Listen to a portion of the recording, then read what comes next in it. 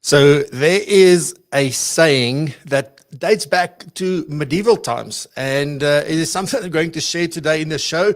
And yes, it's got to do with doing work for free. So stick around and learn with me exactly what this is, as well as the 5 Gs that I've created or that you can use to decide when to do work for free or when you would want to consider to do work for free. So don't miss it. Some great advice from medieval times.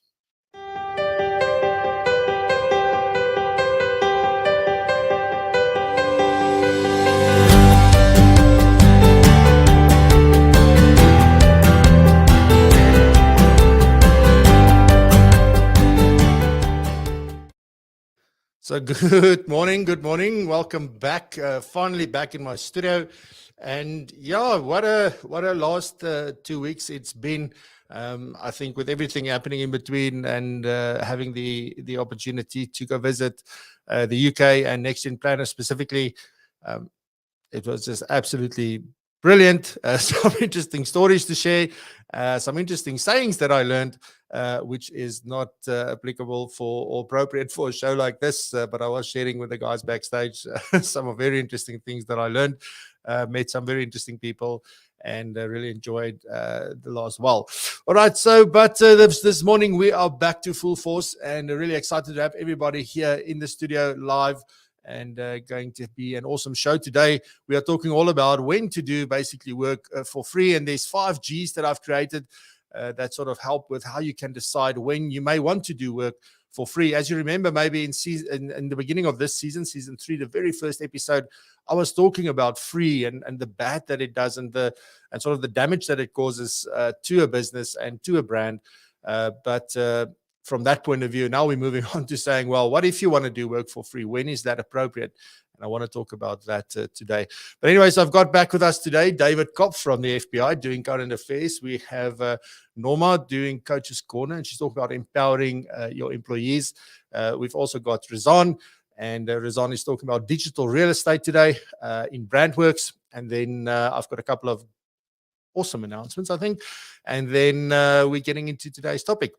So before we get going, let me just quickly say good morning, Terence. Good morning. Good morning, Chart. Nice to see you. See you later today as well. Looking forward to that. Kobus Klein, good morning. Hope it's going well. And we've got Adrian. Good morning. Nice to see you as well. Mark, always good to see you. Harry, also, it's like the two of you are like twins, you know. It's like, I don't know, those of you that know Adam and what Adam looks like, when we got to the train station, when we walked out, there was this random drunken guy at the, like, literally, and he went like, "You look like twins," and that's what we've always been joking about. But anyway, so we've got Nguchiwa Mario. Good morning. Hope I'm saying your name right. Sorry if I didn't, but a warm welcome. We've got Tracy. Good morning. Awesome to see you. And Albert Fritz. So good morning. All right, ladies and gents, let's get the show on the road.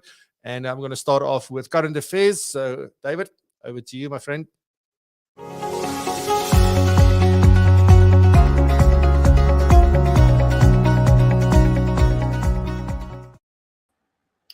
Good morning, everyone, from a very, very chilly Gauteng. And in today's current affairs, we're going to look at the Omni CBR, levies, blockades, food inflation, and Rubik's Cubes.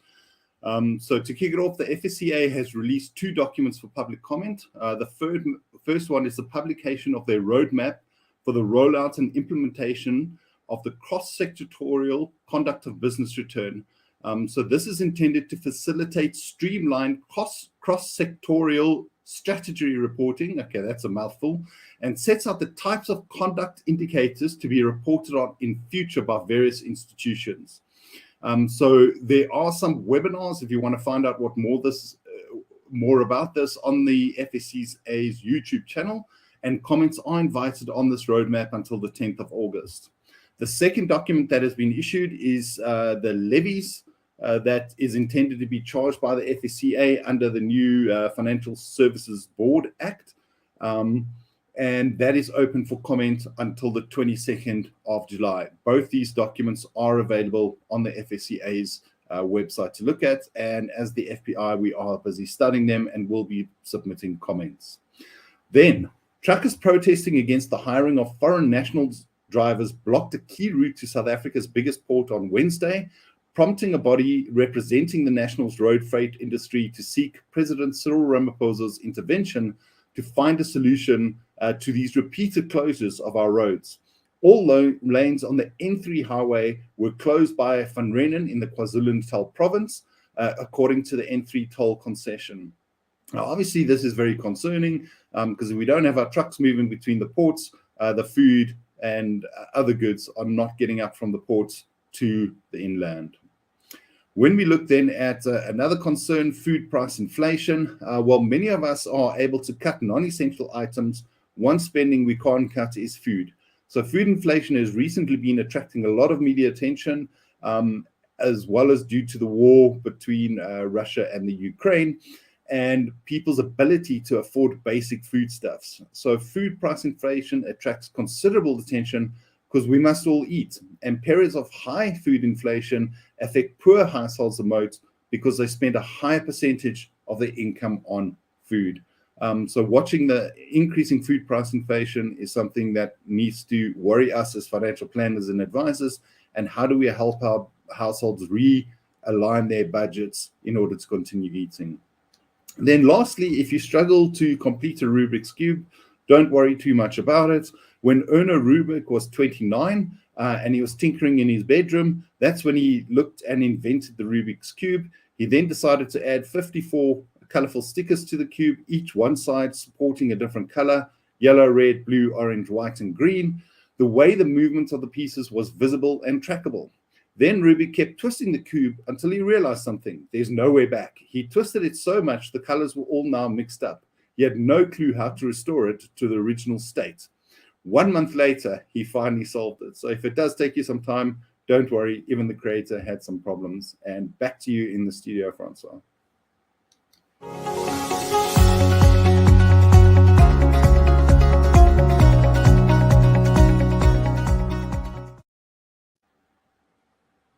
Alrighty, so next up is Norma, and Norma talks about empowering employees, something that is very important. If you have a team or you work with clients who have teams, there's some great advice up for you.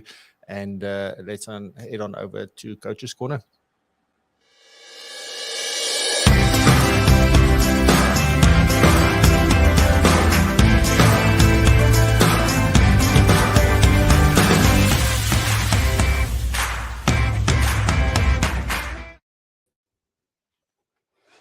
Good morning. So I got a question from one of Francois' community members, and she wanted to know about employee empowerment because it really impacts advisors or financial planners directly. And she was also talking about how you can increase self-confidence, increase productivity, boost the morale within the company, and also maybe see or develop potential strengths within an individual. So when I read this question, it made me think, and how the question was phrased made me think that we want to go and immediately want to support the employee and maybe want to change the employee. But what I want to suggest, and a way of maybe looking at it a little bit differently to what you might think this question might go to, is to take the following things into consideration. So I want to break this question down into two parts, and I want to address the first part today. So we can look at it from the perspective of, yes, I'm all for empowering the employee.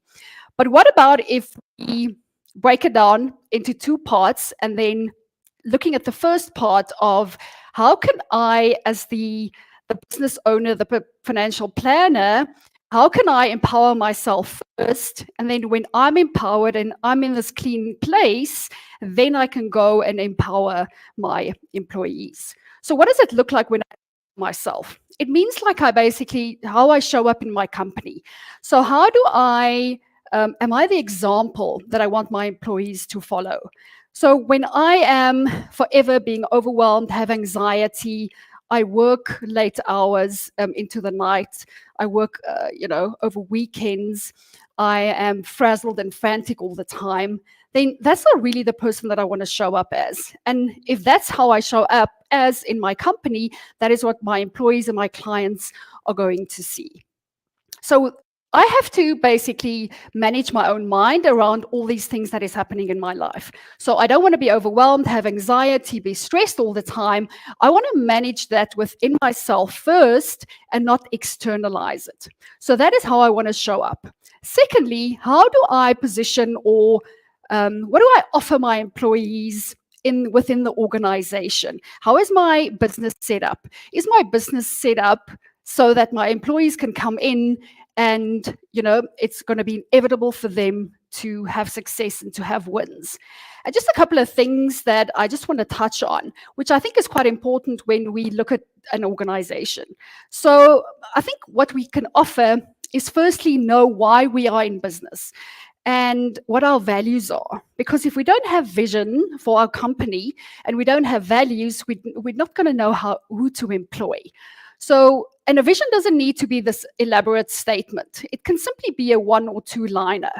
It's also very important to have values, because according to my values, that's who I'm going to be getting into my organization. If my values are that I want to have fun, that I want to be an example of what is possible, and I want to employ, blue-collar workers, meaning that I want people to come into my organization and they are willing to get their hands dirty. They're willing to work a solid 8 hours a day. That's the kind of people that I'm going to be attracting in my organization. So that brings me to the next point, which is, employing the right people. So is the right people in the right positions? Do I have a thinker in maybe a tactician's position, or the other way around? Because that's going to frustrate the employee as well as going to frustrate me. So to make sure that the appropriate people is in the appropriate positions.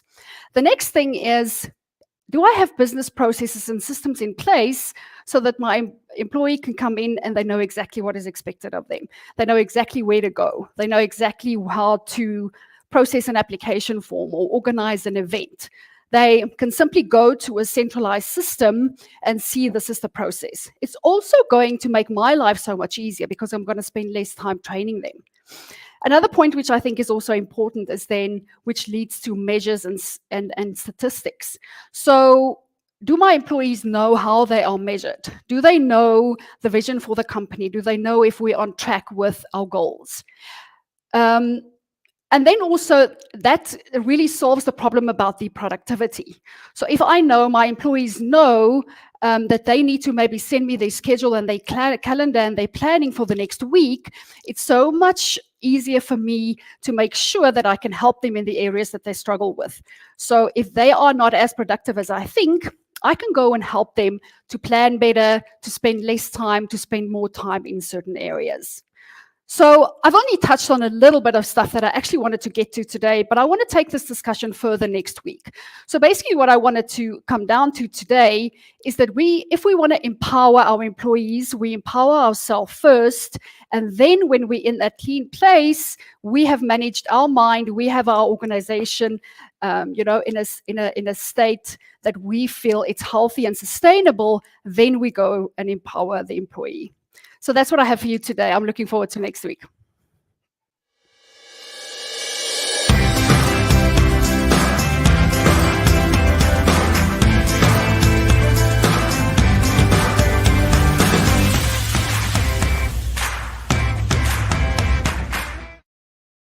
Alrighty, and next up we have Rizanne Oosthuisen from PROpulsion with BrandWorks and talking about digital real estate.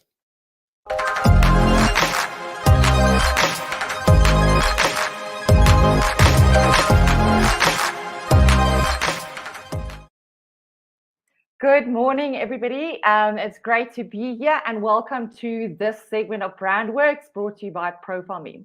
So today we're going to be talking about digital real estate, specifically the hottest real estate, in my opinion, at the moment, and that is Google Business Pages. So profiles. Now, what is digital real estate? The term digital real estate refers to property or any digital asset that exists on the internet that you can own and that can be bought or sold. Now, examples of digital real estate has evolved from the more traditional Web 1 real estate, like your website, your domains, to mobile apps, digital products such as courses, trainings, guides, and social media accounts in Web 2. With Web 3, we're seeing coming out virtual land in the metaverse, NFTs, and digital currencies. So there's a lot of examples of different types of digital real estate. Now, just like property in real life, digital real estate gains more value in scarcity, and the more of a popular attraction or destination it becomes to visit, it also gains more value. Now, as the internet and technology continue to evolve, there's no doubt that digital real estate will continue to grow and also become more and more valuable for your branding efforts. As space gets more crowded, and standing out from the crowd not only becomes harder, but more expensive. So in short here, the takeaway is the time to invest time and money into your brand's digital real estate is now. So the hottest piece of digital real estate that's going around right now, that's going to do the most for your brand, by far ahead of the pack, in my opinion, is Google Business Profiles. It's an old school asset that is fast becoming new school. And the best of all, it's 100% free, and you can get one today. So what can you do with your Google Business Profile? It allows you so much. It allows you to provide details about your business, opening, closing hours, and it's details that you can keep updating on the go as you go along. You can upload photos, you can upload videos, as well as your services and products. It's got buttons that will link to your website. And if you don't have a website, it's not a problem. You can simply pop in your Profile Me link in there. It allows you to gather. It's a great place for customer reviews. It can have your telephone number in there and even a chat function. Now, the two biggest benefits of a Google Business Profile is that it gives you a great piece of visual real estate. When people search, the item that will pop up, it's a visual item that is prioritized in organic search rankings. And it will also pop up in Google searches, Google Maps, and Google Shopping. So I think when we finished here, please do yourselves a favor, do an exercise, grab your phones and go to your Google Maps and type in financial advisor and see what pops up. Recommendations will pop up according to your local area that you're in. And do play with the difference between financial advisor with an O and financial advisor with an E, and see the difference in searches or suggestions that pops up there. I know I did a search. I saw Terence earlier there this morning. So well done on that, on that one, Terence. So in most cases, you're going to be seeing pictures of buildings and streets that has absolutely no qualifying value in terms of telling the person that searched what kind of business you are, what's your culture, what does your logo and your branding look like. So there's a ton of things that you can do to manipulate that so that actually your branding, your face, all kinds of things like that, that builds trust and rapport with your clients would rather show up. Now, we know that search via maps, like people searching for a physiotherapist near me or a financial advisor near me, is exponentially on the rise. And in some cases, Google Business Profiles are even getting more visits than actual business websites. And the data also shows, and this is a huge, huge takeaway here, so listen carefully, the data shows that if you're proactively continuing to update photos to your profile, it'll show activeness, it'll rank better, and that businesses that have more than 100 photos get up to 520% more customer calls. So that's a really big one. And if you're not convinced yet, some other facts. 84% of people use Google at least 3 times a day to search something. That's about 3.5 billion searches a day. And 46% of these searches have local intent. In other words, there's people in your area looking for people like you. It's just a matter of who are they going to find. And the clincher, 78% of local searches done via a mobile phone leads to a purchase within 24 hours. Another great feature, apart from the fact that Google Business Profiles does wonders for your search ranking, is that you're not restricted to just a business address anymore. You can add a general area that you operate in instead of an address. If you're an online business only, like Profile Me is, this is probably not the product for you. But then again, there's many ways to skin a cat, so we are not ruling this out. Now, to get started with your Google Business Profile, you can simply Google, how do I set up my Google Business Profile? or you can go to business.google.com. Now, verification, you have to verify your account, and verification can be a little bit tricky because you need a postcard, and our postal services aren't great. So you want to steer towards getting verified by a phone call. And there's many different ways to do that. So what I've done is gathered the top 4 resources of videos for you that will help you with what type of photos and content to add. And that's a really interesting one. Do take the time to look at that. They give some really great tips in there as well on other subjects regarding your profile. There'll be a step-by-step guide on setting up your profile and also how to add or hide your Google business address. And then all of the different ways that you can verify your business address. These videos are really short, easy to follow, and I will be dropping them in the comments for you shortly. So that's it for me. I hope you have a wonderful Friday. And if you would like to book me to give this talk to your business network of business owners, please feel free. My link there is in the description. And have a wonderful weekend.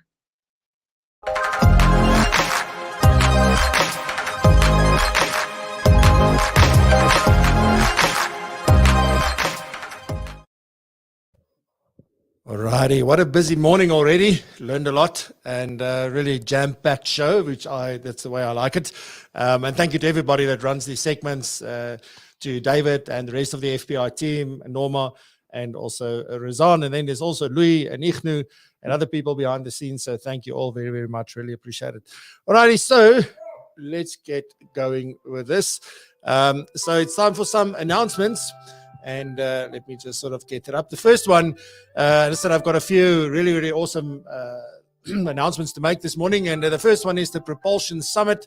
So the PROpulsion Summit is taking place on the 23rd of August. And more information will be made available next week. So, but do save the date so long. It's going to be an amazing one. It's just a sort of a 3-quarter day. I think it's from 9 a.m. until 3 p.m. And we're really looking forward to the first inaugural PROpulsion Summit. So please book that. The guys on the PROpulsion Pro platform, you can also just have a look at that. It is under the events. All right, so that's the first one. The next one is that because I was in the UK and couldn't really, you can't believe that we've got better internet, I think. It's maybe an overstatement, but it feels like, certainly at my home, I do have better internet. But we've got the best practice huddle. I moved that from last week. It was supposed to happen this week, Wednesday, actually, but I was flying back. So we moved it to next week at 4 p.m. So this is exclusive for PROpulsion Pro members. And what we do at the best practice huddle is we talk about best operating practices, technology for your business. We talk about real client scenarios, marketing and branding. We talk about compliance and advice and guidance and input and discussions that you can get from everybody else on the call. And you also get to network with other PROpulsion Pro members. So really amazing. We've had loads of these. It's exclusive to PROpulsion Pro members. So if you want to be part of that and get some input for your business, that's really practical and that can have a big impact, do consider joining PROpulsion Pro. Alrighty, then the next one is that our next challenge is happening now that all the conferences and all the stuff is done. And then I'll start with the summit, is that we're going to do a 5-day video challenge. So if you want to learn a little bit more about video, you want to create that first video and sort of get over that jitters with what comes with making videos, because video is the future. I can promise you that. I saw it this week again. So definitely something to look into. It's exclusive again for PROpulsion Pro members. We're running it on PROpulsion Pro, the 5-day video challenge. So that happens from the 4th until the 8th of July. So really looking forward to that one.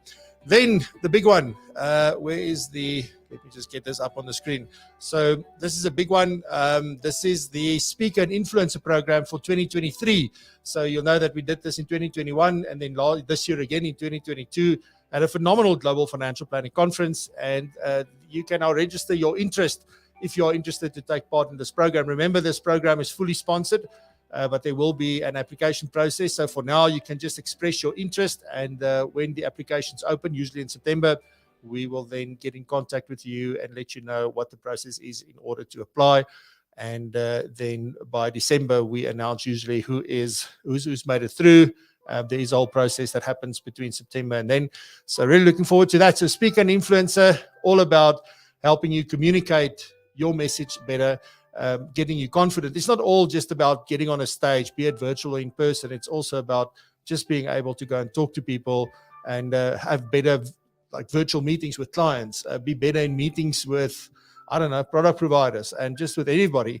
It really helps you craft your message. I think that's the main thing that this is about, is how to craft your message, and then definitely how to deliver this message with impact. So really looking forward to next year's one as well.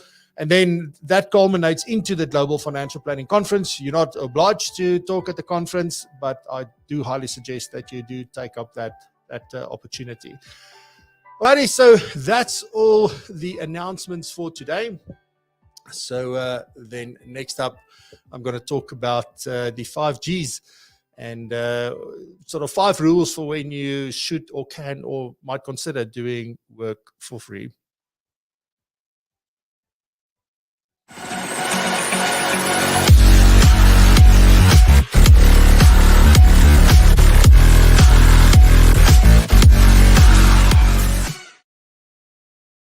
All right. So as I mentioned in the opening, when we started this morning, there's an age-old rule that comes from medieval times. And there's nobody better to do this than the people that lived in medieval times themselves. This was such an aha moment. I don't know. I was sitting there, and this is actually what triggered today's episode. Not just because of that. I mean, I had several conversations around this in the last couple of weeks.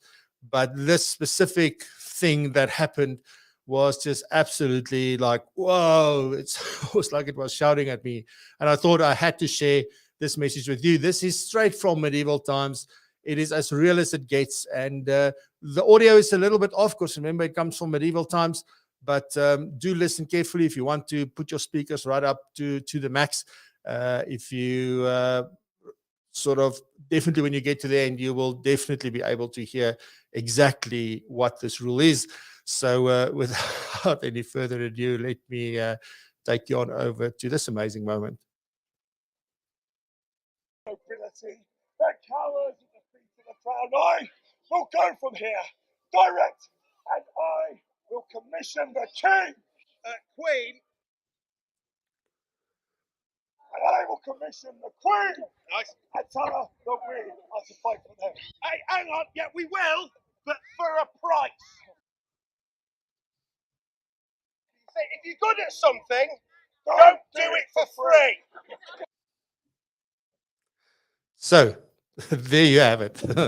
When you're good at something, don't do it for free. So if you missed that, I think absolutely. And how do you sort of disagree with two nights or sort of that? So yeah. So let me sort of get into what I want to talk about. The first thing is, when it comes to doing work for free, there's for me a very fine line between doing it or not doing it. And sometimes it can be hard.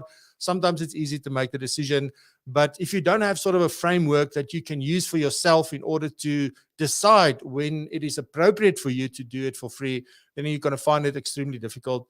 And you're probably going to do more free work. And even I think the worst thing is when we start building our value propositions around, I do this for free. That's my value to you is, I'll do all of this amazing work for you that can change your life, but you don't have to pay for it. And we've been building our value propositions in our businesses like that for a long time. The flip side to that is obviously if you start thinking about you're starting out a business, it's brand new, it's sort of, people don't know you don't have a brand yet or anything like that, and you just want people to give you a chance.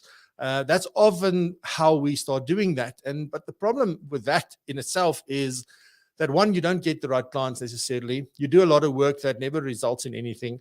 So those are the kind of things that you need to consider to say, is it really worth my while in order to do that? Well, my big thing is that when it comes to doing work for free or pro bono or whatever you want to call it, and for me, there is a distinction between those, you must always be in control. So that is the first thing. You must be in control. All right.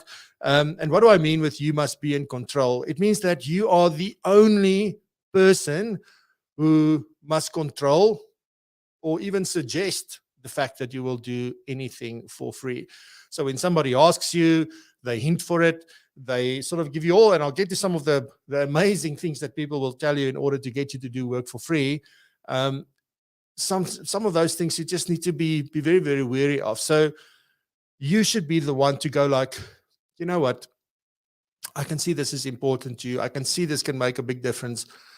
At the moment, I'm in this position where I am actually able to do it for you, but I'm not going to charge you. And your reason can be your reason. And when we get to the 5 Gs, I'll give you the five reasons, or sort of the 5 filters through which you can look. But that's for you to know. That's not for them to know. You do not give a reason about why you're doing it for free. That is your reason. And unless you offer that, you shouldn't actually be doing work for free, in my opinion. Often what will happen is that people or businesses will offer you things like, this is great exposure for you. We've got 1,000 people there, great exposure. You can pick up some great experience. And you hear things like that. But I can promise you, when you hear that coming from them first, they don't have your best interest at heart. A lot of people, especially in bigger businesses and corporates, have always almost been trained or brainwashed in order to look at how they can get things without paying for them, or at least a heavily discounted price. I've experienced this over many, many, many years, and I know this to be true. And it's just a way of thinking. It's just almost a cultural thing where we just go, we don't have budget, but it will really be great if you can do this for us. And it'll be great exposure for you. And if they come and offer that first, then you should really think 10 times before you actually go ahead. So the other thing is that, when it comes to these kind of things where I think the other part, apart from people asking you to do things for free and you're not in control, the other sort of challenge is the danger of being needy. So coming across as being needy, and it is often, unfortunately, the case where I need this. I'm so I really want to build my brand. I really need the exposure. Maybe there's somebody that will contact me to come and do business with me and things like that. So the problem is that this comes from you really coming from a position of weakness, and people pick up on the fact that we are needy very, very quickly. Whether we think we can hide it, whether we think we really like have a poker face or anything like that, definitely not the case. So really, really important to sort of understand where you are and why you want to do things. I think when they pick up on this, as I said, they get the idea or have the inclination that, this guy or this girl they're willing to do things for free. I'm going to go there. And then they go like, you know what, this will be great exposure for you. Would you consider doing it? And they make you feel so good about how awesome you are and how amazing the work is that you do, that your ego just grows and grows. And then they go, you know what, I think this will be awesome for you, and it can build your brand even further if you're able to do this for us without charging, or at least negotiating a big discount with you. So definitely something to think about.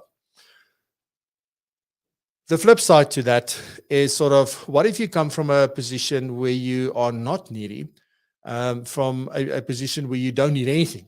I don't need it. And it's not being arrogant. It's not about being blind to where you are. It's not about any of those things. But you definitely come from a position of strength when you are not in that position from, I need this. I don't know how I'm going to pay something at the end of the month, or, this is such a big client, I'm just going to do it for free and maybe. And I had a very, very interesting discussion. Now it comes to mind right in a moment. A very, very interesting discussion earlier in the year where an advisor contacted me and he asked me, so this is the situation. This is what happened. I did all this work. It was 3 years work. And I was very confident that they are going to move all of the investments to me and it's going to be worth it. And now they haven't. They've decided to go somewhere else. 3 years of work, time, hours and hours of time, because I thought the trust was there. I thought the client was happy. I thought it was going to come to me and that was going to be a big payday for me. And now the question was, is there anything I can do to recover my costs? And the answer is no, because you never told them from the beginning what the situation is going to be. So it's always good and well when we do work for free until it doesn't materialize. Then we want to go, okay, but no, now I've spent all this time. Now I'm getting nothing for it. And so those are the kind of things that just be willing to accept that if that is sort of the case and the approach. But anyway, so the other part of it is, if I say, well, you come from a position of strength when you don't need anything, is that people also, the other thing, very interesting thing about people, and I want you to think about all those cold calls that were not successful, all the rejections that you felt when you made those cold calls back in the day. Maybe you never have, you're very lucky. But if you had to make any kind of cold call and people just, whether it was nice or abrupt, it doesn't matter. But they went like, sorry, I'm not interested. Or, why are you calling me? Any of those things, that rejection, you feel it every single time in the fiber of your being, no matter how thick your skin is. Maybe just at some point you get to, I'm not gonna let that ruin my day. I just continue on, but you still feel it when somebody rejects you. So people don't like being rejected. So when you walk away and say, sorry, I can't do it for free, it is a very, very powerful strategy to do. And again, when we get to the 5 Gs in a second, you'll know when to walk away and when not to walk away. But be that as it may, it is an extremely powerful strategy to just walk away from something, because often people, I spoke to this one, spoke to that one, we could actually find more money, or we could do this, or we could do that.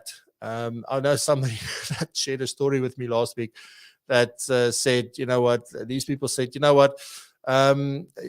were paying everybody else except this person, and they were going like, okay, but then if you and this person was inquiring about this, and they went, okay, if you feel like you have to charge, or if get this, if you're in a very difficult personal position, let us know and we'll make a plan. And I'm like, what is that? And that's sort of reality. That's a real story. So I think, again, if you want to be in a position of power, you need to offer to do something for free, or you need to offer to do something pro bono. So whichever sort of route you take. And with that, I'm going to get to the 5 Gs now, which I'm really excited to sort of share with you. Alrighty, so the first G is give back. So if it is an opportunity for you to help someone or to pay it forward, I hope you're making notes on this. So giving back is the first one. I'll probably release a document on this, I think, now thinking about it. But you want to help someone or you want to pay it forward. That is giving back, whether it's to the profession or to anyone else. Or what often happens is that you get to talk to people and you recognize yourself in them. You recognize, like, I was once there. I remember distinctly what that felt like. You can still feel it, like, you even get like, oh man, and you just want to help somebody not go through that, or how you got through it, and you can sort of offer advice and guidance, or even be a mentor in order to help them. So that's part of giving back. The big thing about giving back is that when you're giving back, you do not expect anything in return.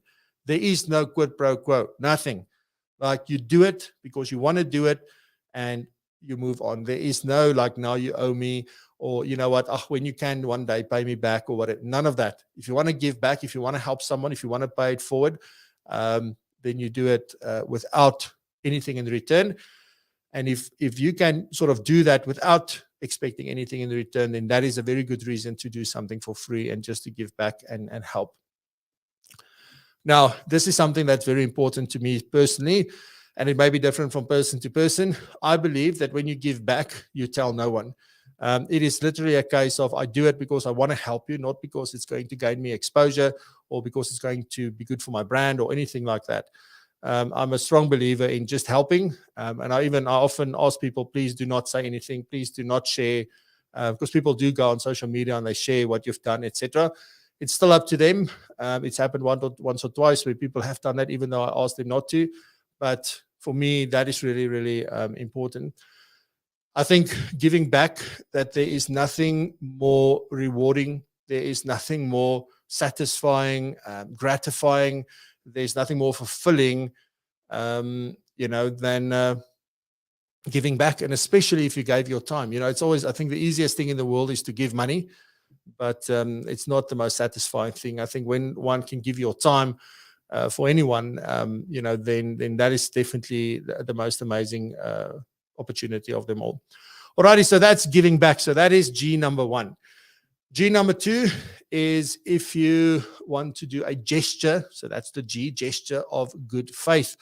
And when we talk about gesture of good faith, And this is the hard one. I think this is probably the hardest one of them all to sort of look at and make a decision on. And when you're convinced, you know you can help them. You can make such a big difference in their life, their business, their situation, whatever it may be. But they just don't see it. They don't get what it is that you do. They don't get how you do it. And you are very much convinced, pretty much like that advisor that thought that they were going to get this, I'm going to do all this work for free. It's a gesture of good faith, and I will get something in return, or there's a high chance of me getting something in return. You won't always win it, but that might have been one of those situations. When the negotiation is also one of, if you will, then we will. And there is an existing trust relationship there.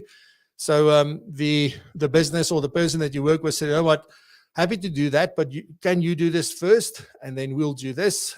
Or sort of if you establish that through the discussions and the negotiation, that can also then say, well, this is going to be a gesture of good faith. I'm willing to take the risks, because there is risk that comes with that you won't be paid.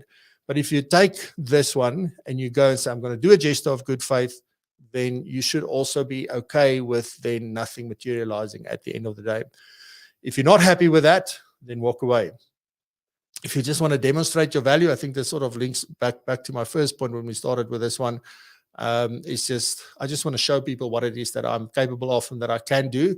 And I believe that they might then do business with me.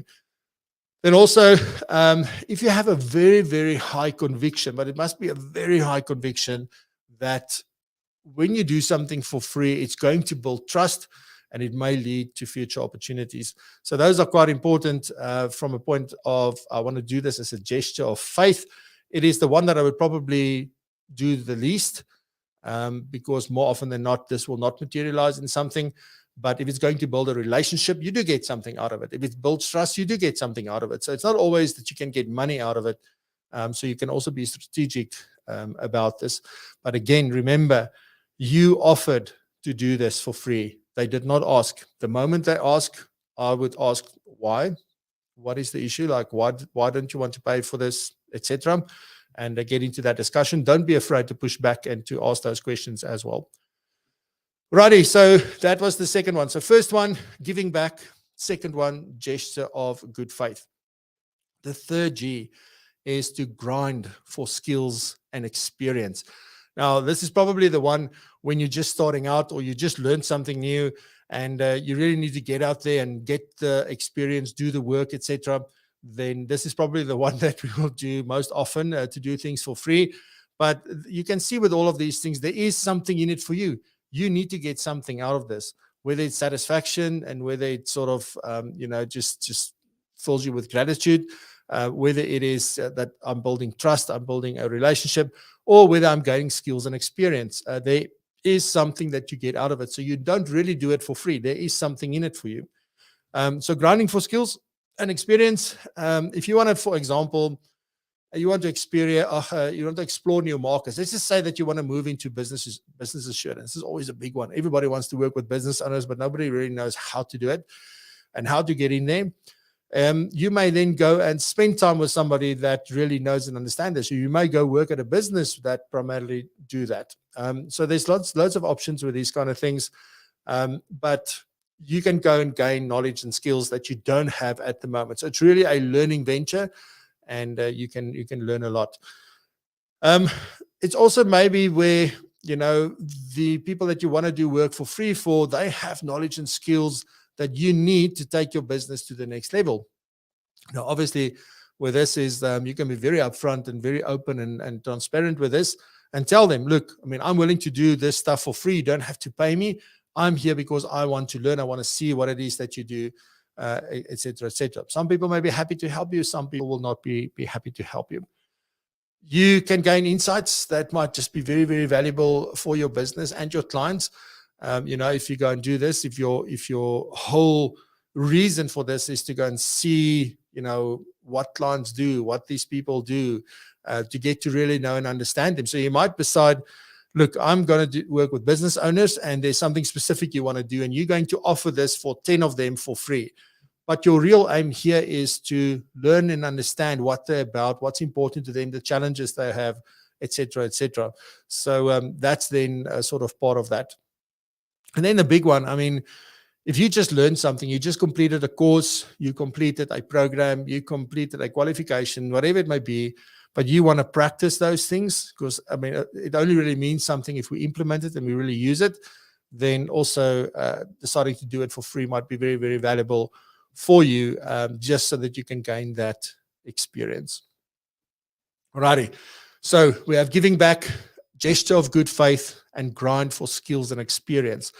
Then the other big one is to gain exposure. Now, gaining exposure, again, is really a fine line and very important to make sure how you come across when you sort of do it to gain exposure. And this is really helpful when you are trying and just starting off to build your brand and to establish your brand and sort of make people aware what you stand for, what's important to you, and what it is that you do, and so that they can start to link you to that specific thing. If you also want to make people aware that you exist, that's important. So if you want them to know that, you know, Francois is actually somebody that can help with a certain specific thing, then it can be very valuable to do certain things for free. But again, when you decide to do that for free and your reason is to gain exposure, you have to be 110% sure that there's alignment between them and you, so that you know you're gaining exposure from the right place or in the right place, because it doesn't help you going to fish at the raceway if you were supposed to go to the local dam or even the sea. So very important. Then the other thing sort of that is important if you want to gain exposure is to let people experience you firsthand. I saw this like amazingly. Sure, that was in 2015. I did some sessions at Avenge back then on retirement planning and how their pension fund works and their sort of options when they're about to retire, et cetera, et cetera. And the amazing thing is I was only there as a facilitator and a speaker, but then there were other advisors there that was from the company that run the actual employee benefits. How many people came to me afterwards to come and ask if I can help them? And unfortunately, I couldn't. But when people get to experience you that way, they will resonate with you, they will connect with you, they will like you, they will dislike you. And there's no rejection, there's no nothing. Most people walk out the door, didn't even greet or say goodbye, and that's fine. It was all about the people that did connect with you in that session because they had the opportunity to experience you firsthand. So really, really a big one then. And then obviously, I think another big one for gaining exposure is the power of association. If you associate with the right people, of course. So you do not want to go and associate with the wrong people or the wrong businesses, because that can actually hurt your brand. But if you want to build your brand and you want to make sure, then you can align with the right people and get exposure from the right places in order to drive that. All right, so we've got giving back, gesture of good faith, grind for skills and experience, and gain exposure. So that means we have one left. And the last G is to grow your reach. So growing your reach. And this is sort of after you've established your brand, because I don't think you can really grow your reach unless you have a brand. You can't really grow your reach unless you have a bit of a base. If you want to do that, it means that you can reach more people faster. So you want to accelerate sort of the people that get to know you and that get to work with you. But it's important that you already have a bit of a track record, because that is what you need. So there's trust, there's brand, and there's a track record to help you accelerate your reach, because without that, it's just going to be the same slog that you're going through in order to build your brand from this point. And all of these things, it doesn't really matter where you are, where you just started out or where you've been around for a long time. We can always do with some of these things. So very, very important from that point. And things that you can do to grow your reach, if you think about this, is become a guest on a podcast, write articles, go and talk at events if you can, and offer to do it for free if you want. Those kind of things. So really, really amazing stuff that you can do once you've sort of settled a bit of a brand and trust, or you have a track record that you can rely on. So those are the 5 G's. We've got giving back. We've got a gesture of good faith, grind for skills and experience, gain exposure, and grow your reach.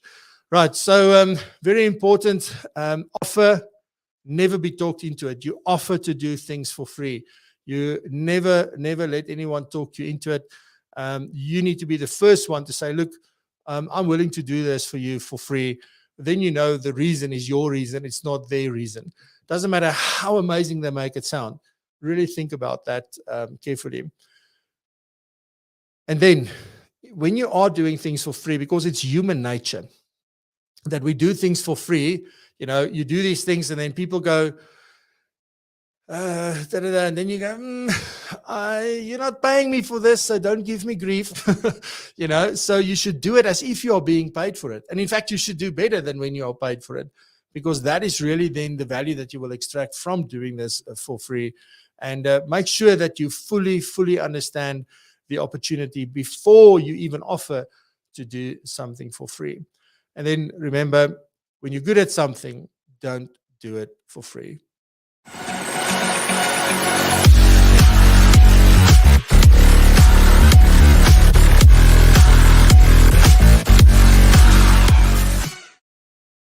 Alrighty.